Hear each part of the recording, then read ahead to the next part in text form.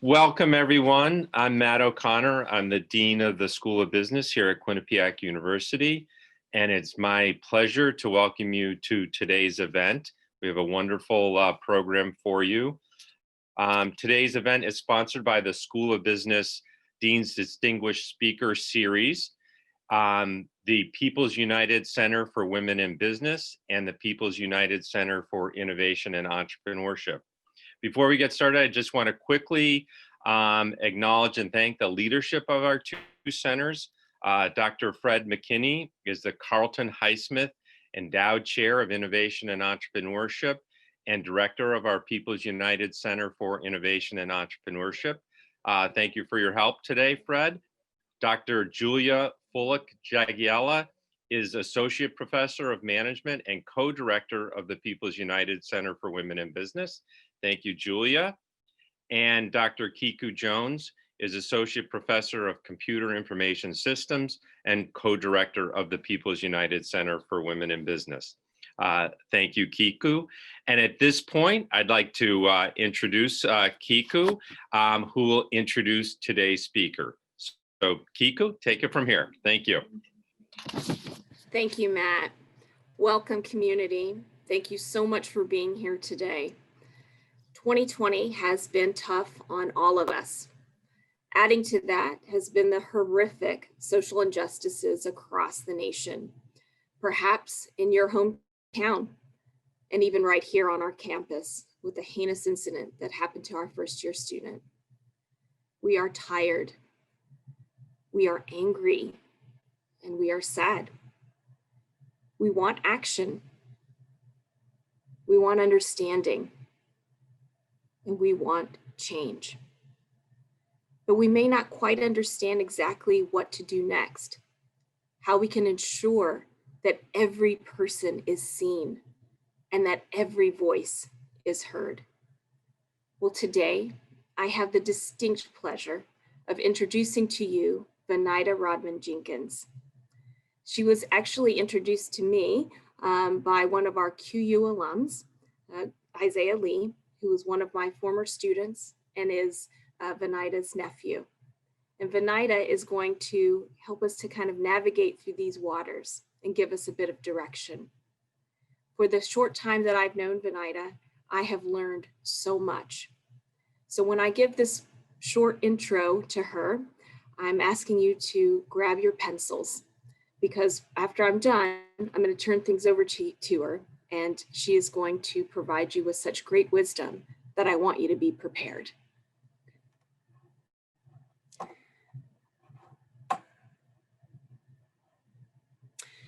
Venida Rodman Jenkins is committed to providing visibility, encouragement, love, and brave spaces to those who have been oppressed. She has carried out this work for many years as a minister, educator, and advocate. Venida is the director of the Spiker Rubin Women's Center for Equity and Diversity at New Jersey City University. She is the founder and pastor of Embrace Church, and she is an adjunct professor at Syracuse University and New York Theological Seminary. Venida's campus involvements have included establishing the Gothic Night Ally Safe Zone program and the Afro Latinx Collective, chairing a subcommittee for the President Diversity Council, as well as serving the Undoing Racism Committee. Venida's community involvements include membership in the Harlem Writers Guild and Board of Leaders of the Free World and Thinking in Full Color. She earned her Bachelor of Arts degree in psychology from Syracuse University and the Master of Divinity degree from New York Theological Seminary. Venida lives in New Jersey, and she enjoys singing and writing. Now I'd like to turn things over to Venida. Venida. Thank you so much, Kiku. It is my pleasure to be here. Hello, everyone. Hello, Quinnipiac University, and welcome, friends. As Kiku mentioned, my name is Venida Rodman Jenkins. My pronouns are she, her, hers. And today we have the opportunity to talk about taking action to create change. Now, usually when I start a talk, I love to share where I am from. I am from Teaneck, New Jersey. The reason why that is so important is because Teaneck was the first town in the United States to voluntarily, when other districts were being mandated, to voluntarily integrate its public school system. This is important to me because throughout my life, in my town and in my community, we had the opportunity to be connected with and learn from so many different types of people from so many different backgrounds. So diversity and inclusion are in my blood, and I come here having had that experience, and I'm extremely delighted for this opportunity. I'd like to thank and acknowledge Dean Matthew L. O'Connor, as well as, once again, Professors Kiku Jones and Julia Fullock-Jagela for inviting me and for their warm hospitality. I'd also like to thank Hannah Hemowski, who is handling tech for us today. Thank you so much, Hannah. So I mentioned the warm hospitality that I've received from Quinnipiac already in this virtual setting. Wow, virtual. We're all too familiar with being virtual, right?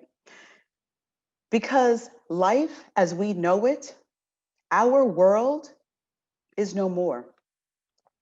For the past 7 months, we have experienced unprecedented times because we are operating within a context of a global pandemic.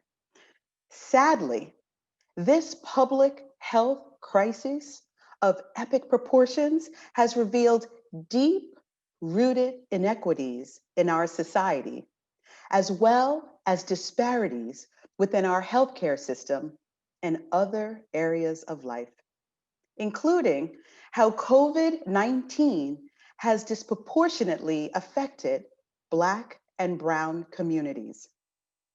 The other context within which we are functioning is one in which Black and Brown bodies and other marginalized groups are being dehumanized and victimized. There are ongoing, continued protests for racial equity, and the outcry in every corner of our world is justice now. I realize that there are countless frameworks and models that we can bring into this space today to discuss anti-racism. As an advocate, educator, and pastor, I have chosen cultural humility to be the lens through which we will view today's talk. Together, we will think critically about our unique roles in creating change, each of us in our own unique roles, students, staff, faculty, administrators, and friends. It is my hope that together, you hear that word, right? Together, we will imagine ourselves creating change across workspaces, classrooms, as well as our communities, our families, our sacred spaces, and throughout our various spheres of influence. I would like to take a moment to ask each of you a question. Can you think of a time when you were going through a difficult situation, a really painful experience, maybe even something demoralizing, and then someone offered to provide you with support to rectify the situation, maybe even help you heal? Can you remember and reflect upon that? How did it make you feel? Would you please go a step further and write it in the chat? How did that make you feel? Safe, loved, supported, loved? Right. These are all very positive words, liberated. Beautiful. Thank you so much for participating. I have another question for us today. Can you think of a time when you were going through another difficult situation, a painful experience, perhaps demoralizing, and people knew you were struggling and they did nothing? Now, how did this make you feel? Would you please share your responses in the chat? Hopeless, alone, rejected, tired, isolated, angry, hopeless again, angry, alone. Thank you so much for sharing. Unfair, yes. Thank you. I appreciate you. I would venture to say that unless we live in a utopia, most of us are very familiar with both sets of experiences connected to these words. The feelings that come with having a support system, and then what we experience when we are drowning. And people see us drowning, yet no one is actually moving to come to our rescue. The movement for social change is just that, movement, to take action and come to the rescue of people who just want to live, people who are trying to make it, people who are attempting to live day after day within systems that were not created for them. People who are moving and who need to have systems created for them that are created with equity in mind, where everyone gets what they need. Equity, where everyone gets what they need. The movement and the work of inclusion, which entails dismantling long-standing racial inequities, is not for the faint of heart. Operative words for us today: long-standing racial inequities. The movement entails commitment, collaboration, is that working together, discomfort, awkwardness, messing up, messiness, do-overs, passion, persistence, reimagining, rest, openness, self-care, disruption, breaking out of the box. I'm sorry, did I say rest? And dare I say, the transformative power of love. As we begin to respond to these racial inequities with cultural humility and anti-racism practices, let us first consider the practice of love. Social commentator, essayist, memoirist, and poet Bell Hooks says, "Without love, our efforts to liberate ourselves and our world community from oppression and exploitation are doomed." She goes on to say, "The moment we choose to love, we begin to move against domination, against oppression. The moment we choose to love, we begin to move toward freedom, to act in ways that liberate ourselves and others. That action is the testimony of love as the practice of freedom." As we work to liberate ourselves and others, we will truly see people for who they are, fully, with all of their intersecting identities. In her 1982 speech for Malcolm X weekend at Harvard University, self-described Black lesbian, mother, warrior, poet, Audre Lorde said, "There is no such thing as a single issue struggle because we do not live single issue lives." She described the threats against Black lives as multi-dimensional.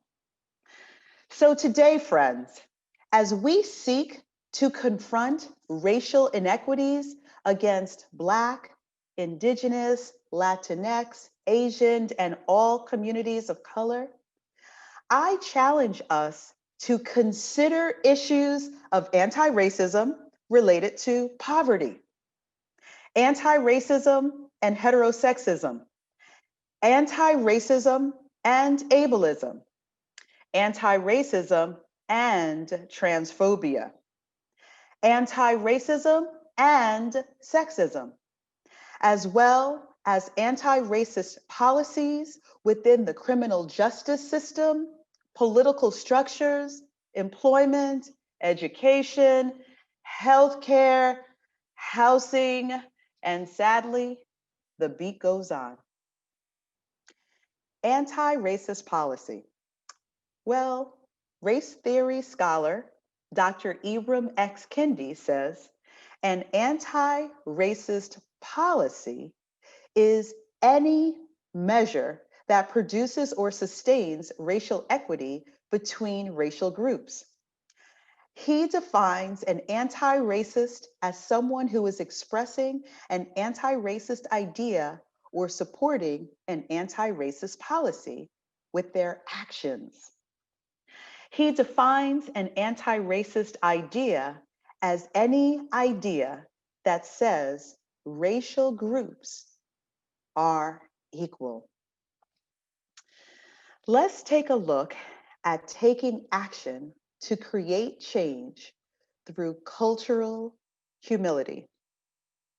It was a term that I was introduced to a few years back as I conducted a training for rape crisis advocates in Hudson County. Cultural humility was part of their curriculum, and it's something that I've had the opportunity to use throughout my speaking and teaching. My president became interested in this particular concept, and she asked me to share the idea with the senior leadership team at our institution. And then we were able to conduct a cultural humility training with the entire president's cabinet.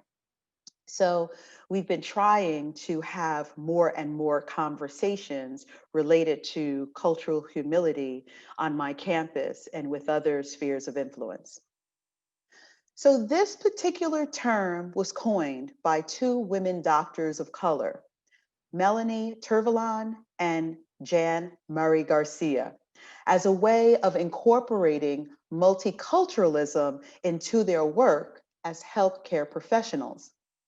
We can certainly apply this framework in various contexts, including higher education. Cultural humility is a set of principles that guide the thinking, behavior, and actions of individuals and institutions influencing interpersonal relationships as well as systemic change. Cultural humility.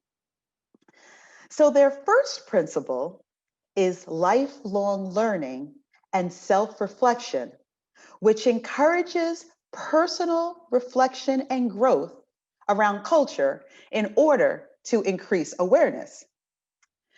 Cultural humility is not to be confused with cultural competence. What we're attempting to do through the work of my center is moving away from cultural competence. You see, the thing with cultural competence is that it actually enforces this notion that we can actually be competent in somebody else's culture, okay? So cultural humility helps us to understand that we are lifelong learners and committed to self-reflection.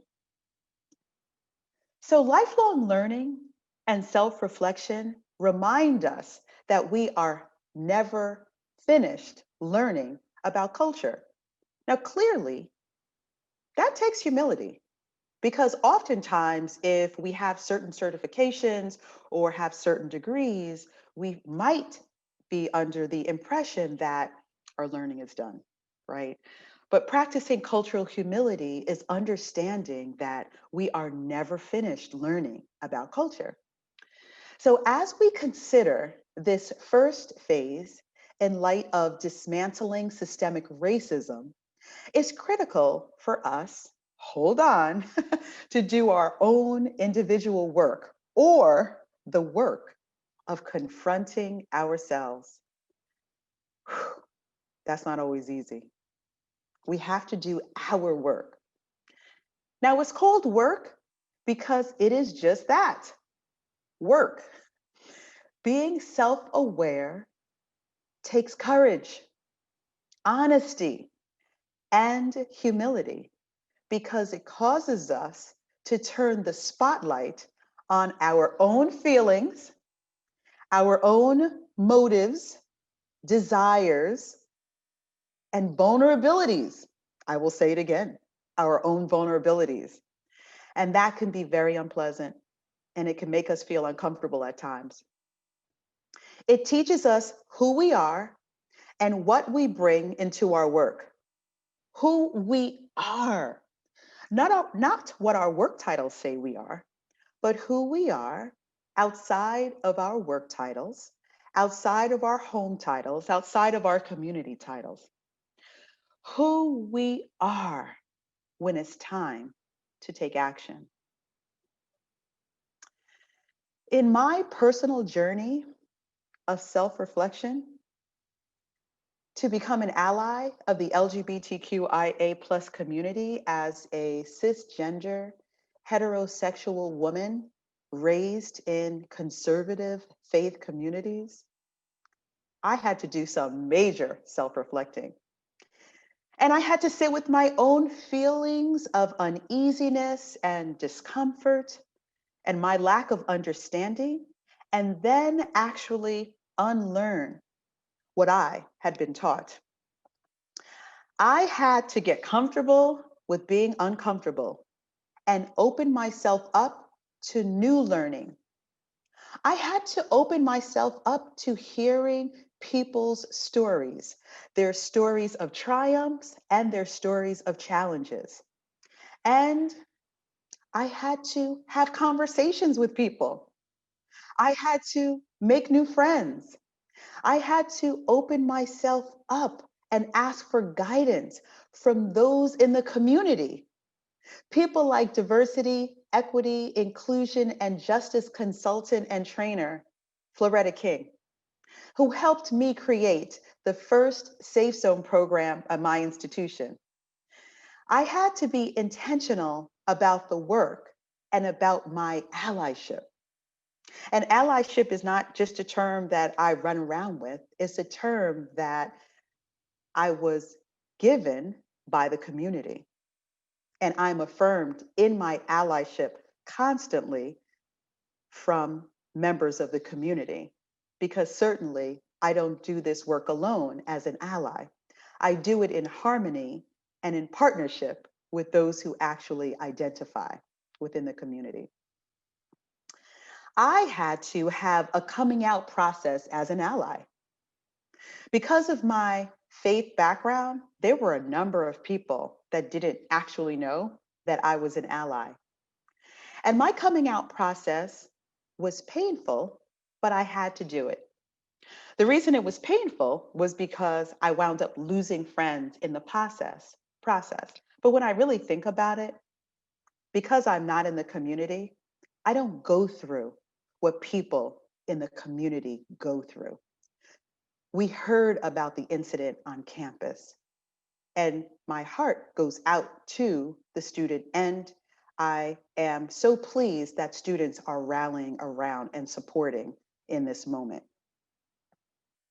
But my losing friends is really not a big deal The most important thing that I can do is to help people heal, is to ensure that as an ally, that I listen and I learn and that I help create places and spaces where people are not being harmed because of how they identify.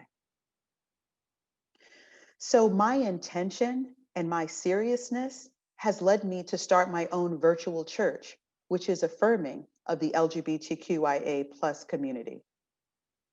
Now, one of my friends was a bit baffled about my LGBTQIA advocacy and allyship. Well, Venida, I thought you were interested in rights for Black folks and centering the experiences of Black people. Well, this point actually refers to my previous point of addressing anti-racism and heterosexism. There are certainly people within Black and Brown communities who also identify within the LGBTQIA plus community. So lifelong learning also connects with understanding the manifestations of social injustice, privilege, oppression, and the drivers of social change.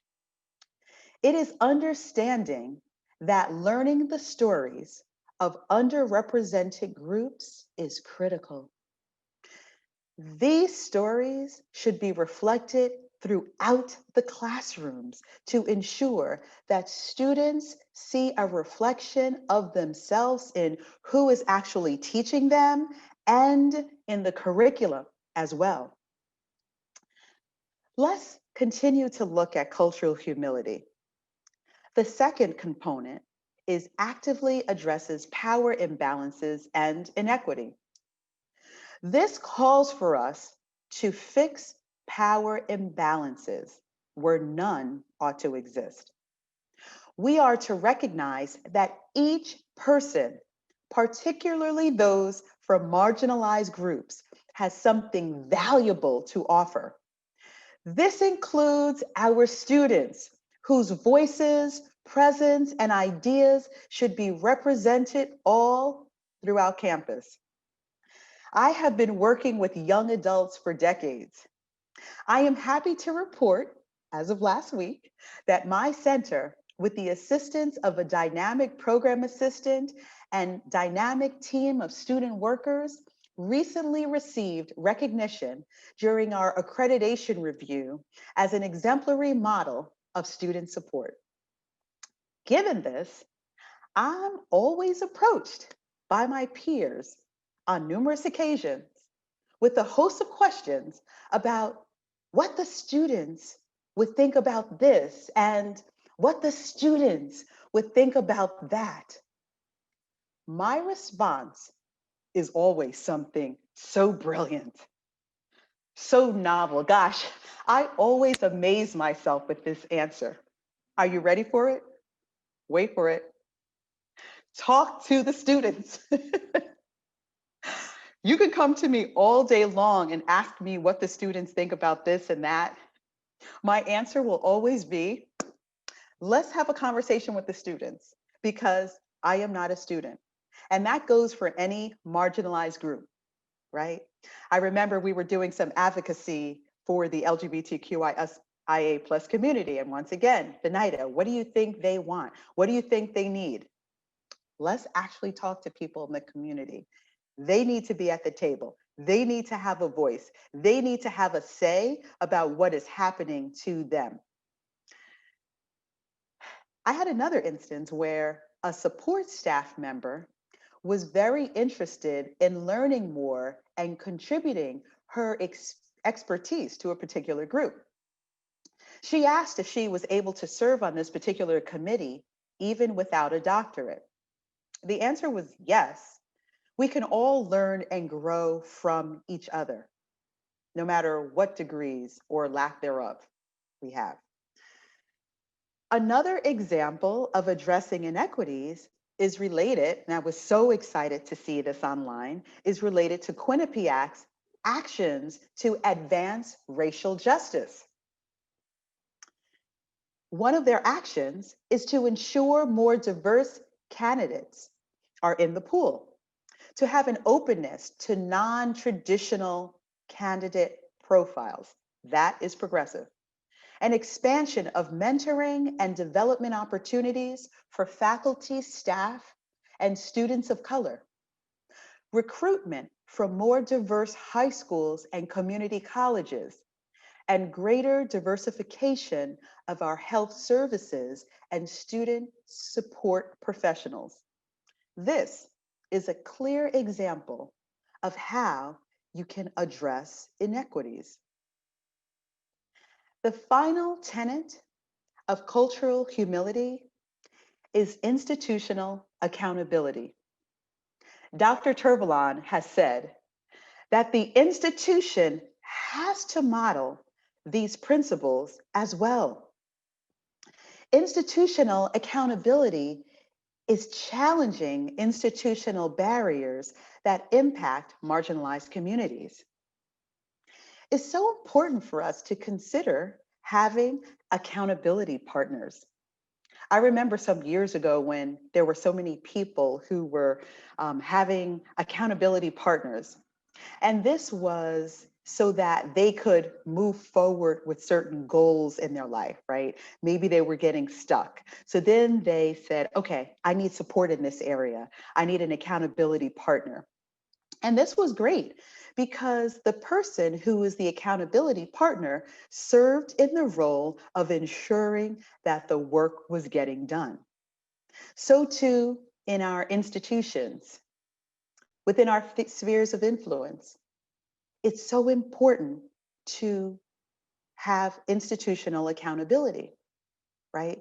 So the accountability could be the students holding the institution accountable, the institution holding faculty members accountable, faculty holding students accountable, right? Everyone holding each other accountable to ensure that these things are getting done, that the action items do not lie dormant, but there's actually movement. And there will be movement when it is prioritized. My mother used to always tell us, you do what you want to do. If we sort of kind of didn't do certain things and we said, well, Mom, we would make an excuse, my mother would always, and it's just so funny that I'm actually repeating her line now at this stage in life. My mother would always say, you do what you want to do. So when we prioritize these actions, when we prioritize anti-racism practices, they will rise to the level of importance and get done. I have another time of reflection incorporated into my talk. And I'd like for you to think about it. You don't have to share anything in the chat, but this is just for you. I would invite you to think of a time when you could have been more effective in addressing issues of anti-racism and equity. When you could have been more effective. What norms, values, or policies may have kept you from taking action or connecting with others on the issue? What types of things kept you from learning something new? What could you have learned from the experience? What do you think you'll do differently next time? A time when you could have been more effective in addressing issues of anti-racism and inequity. What norms may have kept you from taking action? What kept you from learning something new? What could you have learned from the experience? And then what will you do differently next time? I hope that as you reflect on those questions, that you will continue to reflect on them as you think of ways that you can take action. So I believe that there are so many of us from different walks of life committed to ending these long-standing racial inequities. As we see inequities and people drowning all around us, let us do what we can do to move to their rescue. As Quinnipiac and other institutions move forward with 10-point plans and other initiatives, and you will see the 10-point plan on the slide depicted in the form of art, word art. I challenge us to prioritize cultural humility, anti-racist practices, and unity. We have to do it together. I know that keeps coming up. As we strive to speak the same language, it's a language of hope, it's a language of peace, inclusion, and love. There is interconnectedness that human beings have that cannot be denied. It can be fortified as we practice cultural humility and commit ourselves to taking action to create change. I'd like to close prior to the Q&A with two quotes that I love. One comes from Leela Watson, who's an Aboriginal elder. She says, "If you have come here to help me, you are wasting your time. But if you have come because your liberation is bound up with mine, then let us work together." The final quote comes from Angela Davis, political activist, philosopher, academic, and author. She says, "In a racist society, it is not enough to be non-racist. You must be anti-racist." Thank you.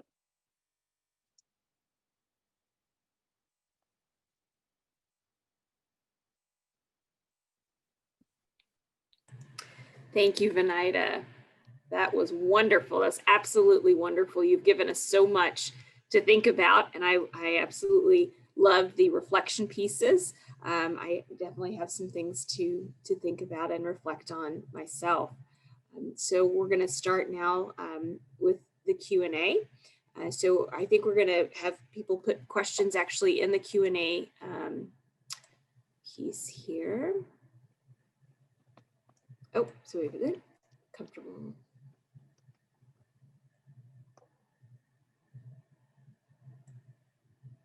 Oh, Here, and Venida, are you able to? I see a question from Noelle Keegan. Do you just want me to answer that? So we want to go with doing this. So yeah. Okay, great. So the question is, if you feel comfortable sharing, was there a particular event or situation that inspired you to become an advocate? It's interesting. I always go back to Girl Scout camp, upstate New York, circa the 70s. There was a certain girl that had a bandana, and a group of us, I say us because I was clearly in the original group, we took her bandana and we hid it from her. As it turns out, she was looking for her bandana. She realized that someone took it and she started crying. So I saw her crying. I had a conversation with her. I felt so bad that I actually told her where it was. The funny thing is, all the other kids were mad at me for telling her about where her bandana was. I look to stories like that as thinking about times when I had the opportunity to advocate for someone else who was hurting. As I got older, I had the opportunity to work as a rape crisis advocate in Bergen County, New Jersey. And I will tell you that that's when I really felt like I began to develop my voice as an advocate for survivors of gender-based violence, from sexual assault, domestic violence, stalking. And as I continue to learn and self-reflect, the doors just continue to open. As I shared my story about the LGBTQIA community, having friends in the community truly helped me advocate for them and helped me work in spaces where they may not have been completely affirmed. So those are some experiences. I feel like my advocacy is connected to a God ordained calling, and I feel really, really passionate about helping those who are traditionally marginalized. So hopefully that answers your question. So we have thank you, Benita. We have another question. How do you suggest dealing with family and friends who do not prioritize racial and cultural equity? That's really difficult. I know that I've had a number of conversations with students about this.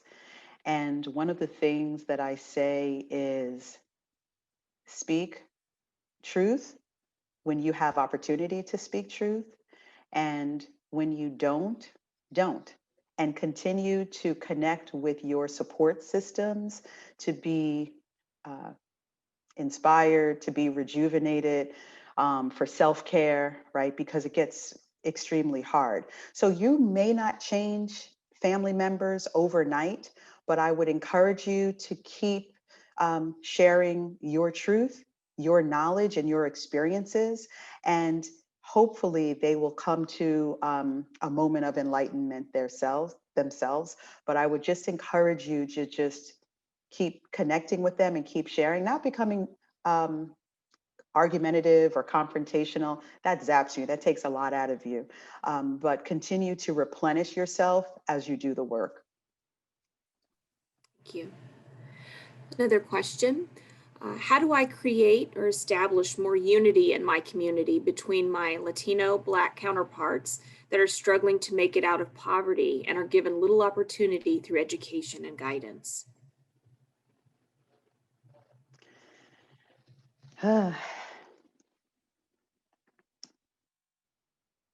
Keep doing the work. Um, there is so much work to be done, right? We cannot do it all, but we can think about the spaces where we can make a difference, whether it's policy work, whether it's community organizations doing the work. Um, I started an Afro Latinx collective on campus to look at the intersections of those identities, actually. So think about not being the fact that you can only do what you can do. Um, don't get overwhelmed and start to try to make a difference in small but meaningful ways. And I honestly believe that that work will continue to grow. Clearly, you're passionate about it, you have a heart for it, and I would just encourage you to continue to move forward within those spaces where you really feel like you can make a difference. What has been the most rewarding aspect of your career?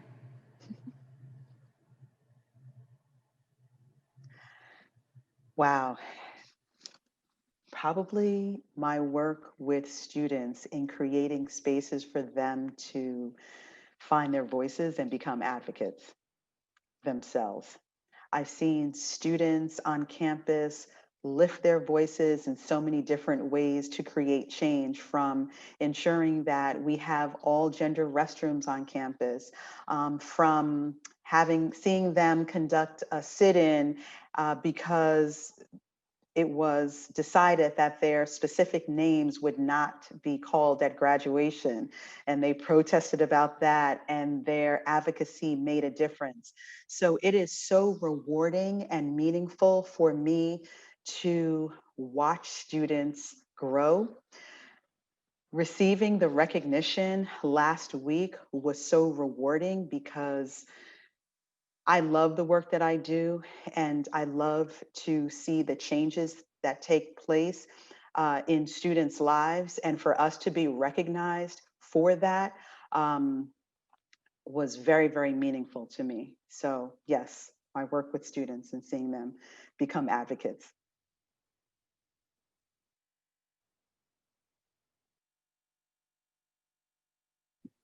Keith, I think you're on mute right now. Thank you.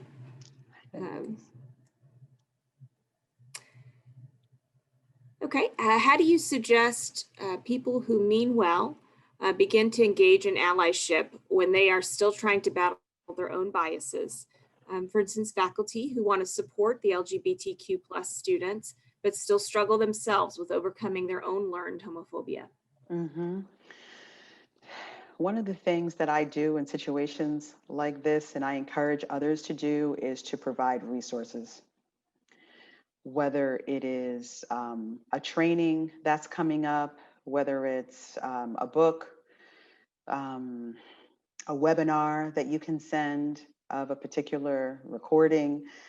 There are all sorts of resources out there. I know that people mean well, and oftentimes people want to run ahead before they are knowledgeable, and encourage those folks to do the work alongside people within the community. That is extremely important. I recognize that as someone who does not identify within the LGBTQIA community, I am mindful of the fact that I coordinate a program for the community. I do not do the work alone. I constantly reach out to people in the community for their insight, for their input. So I would say to those well-meaning people, to offer resources. I continue to do things like that. Any advice on how course assignments could relate to cultural equity? Yes. Whose books are being read? Whose quotes are we using? Are the assignments that we give our students equitable? Whose experiences are being lifted up? Those are questions that we can continue to ask ourselves as we design curriculum in all of the disciplines. It is super important for us to elevate marginalized voices in every way, from the curriculum to assignments to everything.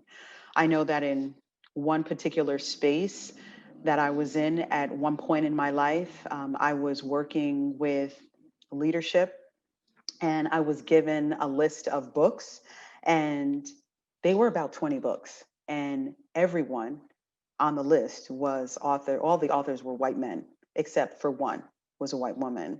And I brought this to their attention, and they said, "Oh, yes, you're right. Well, give us some books. Maybe you can give us some books of underrepresented folks."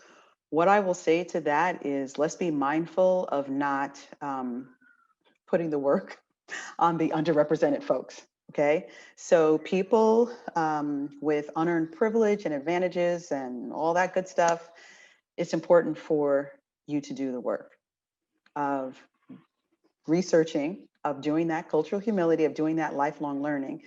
You can work in harmony with various groups, but it is important for you to do the work. This came up recently with our University Senate. I was so excited. So our AFT union reached out, and our University Senate reached out, because one of the organizations on campus has written an open letter to the administration, and they talked about how they went to someone to find out what they should do, and they said, "Go talk to Venida." And I said, "Wrong answer." So I did let them know that we could work together, but clearly they have to do most of the work. So because they don't want to be off running by themselves and not be informed. So we talked about what that partnership could look like. So. The Audre Lorde quote you began with really resonates with us with this moment in our social history. Any tips on how we can have difficult conversations that don't polarize students into single issues? Mm-hmm. Yeah, I would say, first off, maybe calling it courageous conversations, right? So that's one way to sort of frame it. If we think about, we are having courageous conversations, and Professor Jones is writing this down. Courageous. let's just acknowledge that no matter what we do, no matter how much we try to just make this comfortable, it will not be comfortable, right? And I think it's just a suggestion of saying, you know, there are other issues that we need to consider, right? There are issues of poverty that we need to consider. Let's look at these issues as it relates to the trans experience. Let's look at, I just think that a mere suggestion and bringing things to light could be helpful. Again, we don't have to do anything in a confrontational way. I don't approach things like that because I feel like at the end of the day, you're going to hit a brick wall and people aren't going to listen to you. But I think that just making suggestions and providing some examples could help hold people and situations accountable. So just having those courageous conversations and acknowledging that it is courageous because these conversations can be difficult. So. And what is next, your next step in your career? Thank you so much. So I'm thinking about maybe going for my doctorate, but I'm not really sure. I want to continue the work of diversity and inclusion and education. I love this work. It's important that those who are involved in this work, no matter the degree, should incorporate self-care into their lives. Self-care can be liberating. That's extremely important, but this is what I am passionate about. So I don't know. Sometimes I wanted to get my doctorate some years ago, and then I sort of put it on a back burner, and now it's sort of coming up again. So I'm thinking about that. I'm thinking about more opportunities like this. Thank you, Quinnipiac, for having me. But more opportunities like this, having these conversations and discussions on university campuses, within faith-based settings is very important to me to talk about the LGBTQIA allyship within faith-based spaces. So many people do not want to go to church because they have been hurt and harmed. So I'm hoping for more opportunities within that area as well. So more speaking and more connecting and just helping people heal. And do you have any final words for our students? Any final words of wisdom?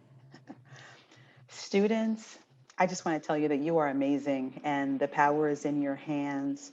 I see you, we see you. We know that you are in school to get an education. However, it's important that your environment is safe and brave for you. And when you feel that it's not, I highly encourage you to speak out about it, to own your truth, to have that time of self-reflection, to know who you are, and then to move forward courageously, knowing that at institutions, students have quite a bit of power, right? It's important for me not just to tell you, but it's important for you to understand that you are very, very powerful and your institution is expecting great things from you.